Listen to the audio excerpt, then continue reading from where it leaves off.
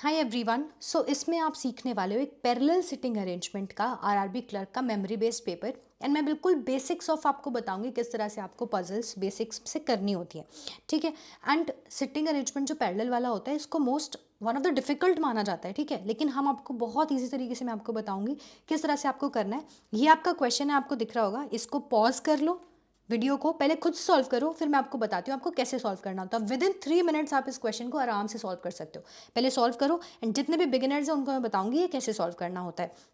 देखो, आपको पॉसिबिलिटीज़ ज़्यादा लेनी है, 1 से 2 लेनी है, आप बिल्कुल ले सकते हो। अभी मैं आपको बिल्कुल बेसिक से बताऊंगी, बाद में हम इसके डिफरेंट जो न्यू तरीके होते हैं वो सब भी देखेंगे। लेकिन सबसे पहले आपको जो एक बार बेसिक है, अगर वो आ गया, पॉसिबिलिटीज़ नोट करना आ गया, तो फिर ही आप ना ये सब चीज़ें बहुत ईजिली बना लोगे। इसलिए मैं आपको बिल्कुल सिखाऊंगी कि कैसे पॉसिबिलिटी नोट करनी है, कैसे ज़्यादा पॉसिबिलिटीज़ के साथ बनाया जाता है। सारी चीज़ें मैं आपको यहाँ पर सिखाने वाली हूँ। तो चलो अब हम क्वेश्चन करना शुरू करते हैं। आई होप आपने बना लिया होगा। अब मैं आपको बताती हूँ। एक बार मैंने पहले भी रिकॉर्ड किया था ये, लेकिन तब आवाज़ नहीं आई, तो इस बार मुझे दोबारा रिकॉर्ड करना पड़ रहा है। तो देखो, 12 person are sitting in 2 parallel rows. Parallel rows है, पैरेलल कैसे हो सकती हैं? या तो पैरेलल ऐसे हो सकती हैं या पैरेलल ऐसे हो सकती हैं, है ना। अब हम देखते हैं, ये वाली जो इतनी चीज़ है ना, ये पूरी सिर्फ डायरेक्शन है। क्वेश्चन तो आपका सिर्फ और सिर्फ इतना सा है, ठीक। तो इन्होंने बोला 12 person are sitting in 2 parallel rows containing 6 person each. 6 लोग हैं in such a way that there is an equal distance between adjacent person. Equal distance का पता है क्या मतलब हुआ? जैसे यहाँ पर मान लो 6 लोग बैठे हैं, तो वो इस तरह से बैठे हैं, बराबर बराबर छोड़कर, ठीक है। अब इन्होंने कहा रो 1 के अंदर JYTMBN है, बैठे हुए हैं और not necessarily in the same order, मतलब कहीं भी बैठे होंगे। And all of them are facing south. ये देखो, अगर आप डायरेक्शन देखते हो, ये ईस्ट होती है, वेस्ट होती है, नॉर्थ होती है, साउथ होती है। साउथ की तरफ देख रहे हैं, मतलब इस तरफ जो लोग देख रहे हैं वो रो 1 कहलाएगी, और उसमें बैठे हुए हैं JYTMBN। इसी तरह से फिर उन्होंने बोला जो रो 2 है वो उसमें बैठे हैं PULKRA and all of them are facing north, north की तरफ देख रहे हैं। और इस तरह से लोग बैठे हुए हैं गिवन सिटिंग अरेंजमेंट में। Each member seated in a row faces another member of the other row. तो देखो, जैसे हमें पता लग गया एक रो ऐसी है, एक रो ऐसी है, ठीक है। थोड़ा बड़ा बड़ा बनाती हूँ मैं ताकि आपको दिखे। 1 2 3 4 5 और एंड में 6। 1 2 3 4 5 और 6। ये मेरी रो 1 है, ये मेरे रो 2 है। यहाँ पे मेरे को लोग पता ही है रो 1 में कौन है, रो 2 में कौन है, ठीक है। अब पहले मैं पॉसिबिलिटीज़ नोट करती हूँ, ठीक है। पॉसिबिलिटी नोट करने के लिए मैं पेन चेंज कर रही हूँ। सबसे पहले पॉसिबिलिटी देखो, यहाँ पर P is sitting second to the right of R। R ढूंढो कहाँ है? R इधर बैठा हुआ है, ये रहा R। ये कौन से रो 2 में है जो नॉर्थ देख रहा है, मतलब R जो है वो नॉर्थ देख रहा है, तो उसका राइट क्या होगा? इधर होगा उसका राइट। P कौन से बैठा है? Second right. सेकेंड राइट का मतलब गिनना शुरू करो। R का फर्स्ट राइट, R का सेकेंड राइट, तो यहाँ P बैठा हुआ है, ये आ गया P, ठीक है। अब दूसरा क्या लिखा हुआ है? Only 1 person sits between A and L। A और L के बीच में सिर्फ एक बंदा है, ठीक है। A is not an immediate neighbour of U। A जो है वो U का इमीडिएट नेबर नहीं है। और क्या लिखा है? P does not face N। P जो है वो N को नहीं फेस करता। मैंने ऊपर इसलिए लिखा क्योंकि यहाँ पर N है ऊपर वाली रो में, तो ऐसे नहीं आएगा, P के ऊपर N नहीं आएगा। फिर क्या दिया हुआ है इन्होंने? फिर दिया है only 1 person sit between Y and N। Y और N के बीच में एक है, हमें नहीं पता लेफ्ट राइट में कहाँ, बट हाँ एक बंदा आएगा। J sits third to the left of B। अच्छा, B देखो, B ढूंढो कहाँ है? ये जो पीछे वाला बंदा होता है ना, हमें इसके हिसाब से J बैठता है, किसके रिगार्ड में बैठता है? J B के रिगार्ड में। तो B से लेफ्ट में J बैठता है, थर्ड लेफ्ट में, मतलब 2 बंदे छोड़ के तीसरे पे J बैठेगा। लेकिन आप देखो B जो है साउथ देखता है, तो अगर B साउथ देख रहा है, ये रहा B साउथ देख रहा है, तो B का राइट क्या होगा? ये होगा। और B का लेफ्ट क्या होगा? ये होगा। और इसने क्या कहा? B के लेफ्ट में बैठता है। कितने लेफ्ट में? फर्स्ट सेकेंड थर्ड, ये रहा। J थर्ड लेफ्ट में बैठता है, तो ये हो गया थर्ड लेफ्ट। लेकिन आप इसको ऐसे भी देख सकते हो, देखो जो नॉर्थ देख रहे होते हैं ना सब, उनका राइट ये होता है, राइट है उनका ये, और उनका लेफ्ट होता है ये। लेकिन जो लोग साउथ देख रहे हैं उनका राइट ये होगा, याद रख लो इस चीज़ को, है ना। उनका राइट होगा ये और उनका लेफ्ट होगा ये। तो आप इसको ऐसे भी पढ़ सकते हो, जब भी ऐसे कभी पढ़ो ना, J sits third to the left की जगह राइट पढ़ लो। J sits third to the right of B, अगर आप नॉर्थ मान लो तो देखो B के राइट में आ गया। इस तरह से भी पढ़ सकते हो, दोनों आपकी मर्जी है, ठीक है। Neither J nor B seats eight extreme and. चलो एंड पर नहीं होंगे, एक बात तो क्लियर होगी, अगर एंड पर नहीं होंगे तो इसके साथ एक और कोई बंदा बैठा होगा ताकि एंड पे ना हो, इसके साथ एक और बंदा। तो गिनो 1 2 3 4 5 6, 6 लोग हो गए। तो मतलब पूरी हमारी ऊपर वाली लाइन तो पता ही लग गई हमको, यहाँ पर बी आएगा, यहाँ पर 2 छोड़कर जे आएगा। ठीक है, बहुत बढ़िया।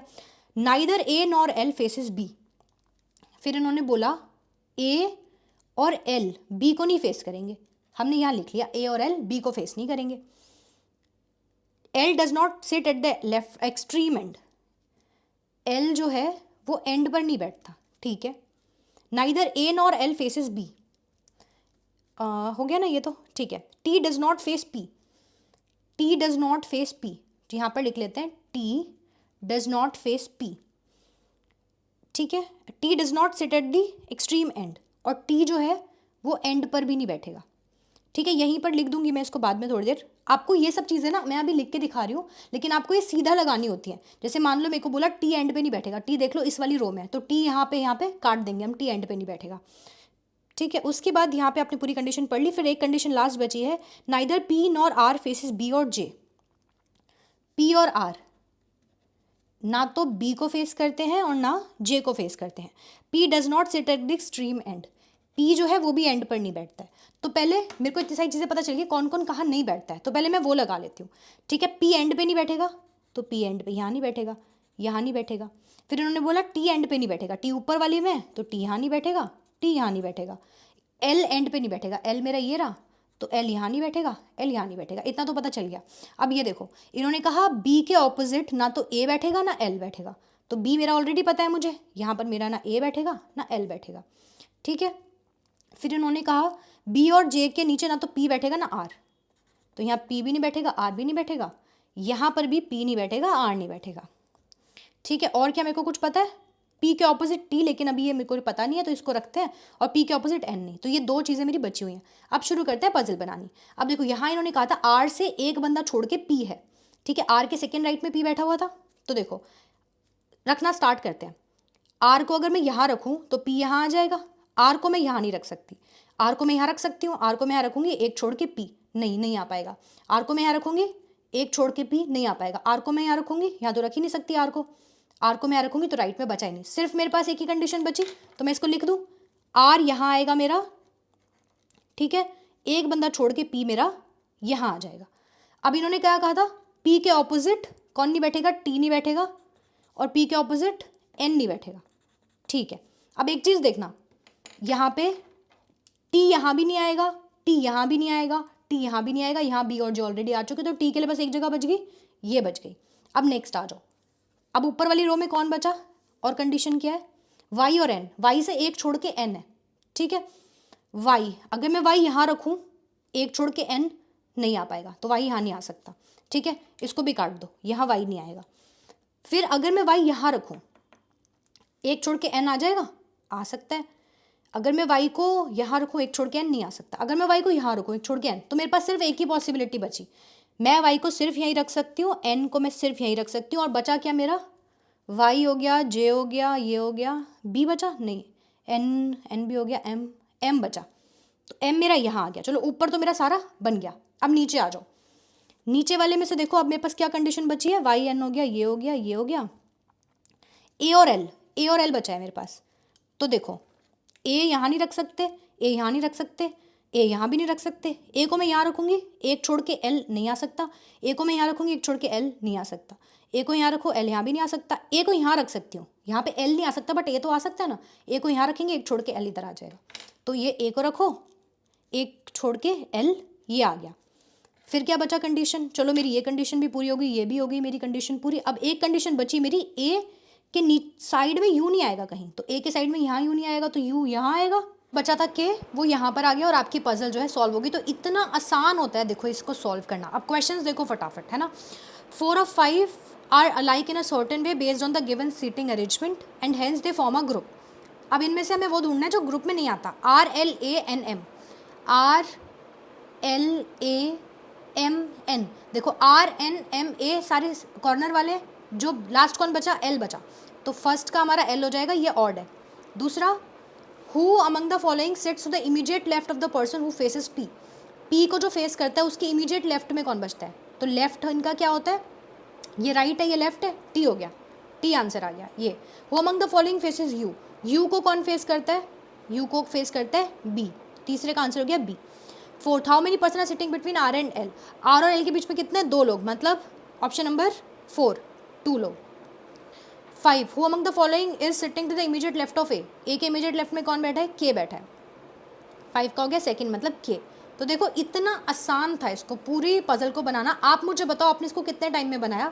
इस पजल को आराम से 3 मिनट में बना के क्वेश्चंस किए जा सकते हैं, इतना इजी पजल था ये सब। बस थोड़ी सी पॉसिबिलिटीज़, और यहाँ तो मैंने इतनी सारी पॉसिबिलिटी लिखी है ना, आपको यहाँ लिखनी नहीं होती है सब, एल एंड पे नहीं है, टी एंड पे नहीं है, पी एंड पे नहीं है, सब नहीं लिखना होता है, ये यहीं पर सीधा सीधा करना होता है। और एक ही पॉसिबिलिटी के अंदर हमारी पजल बन गई। जो एक पॉसिबिलिटी में पजल बन रही है वो देख सकते हो आप कि कितनी आसान पजल होगी, ठीक है।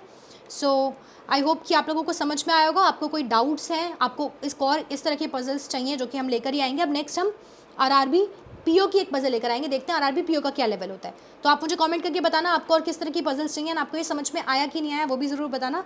मिलते हैं नेक्स्ट वीडियो में, ऑल द बेस्ट।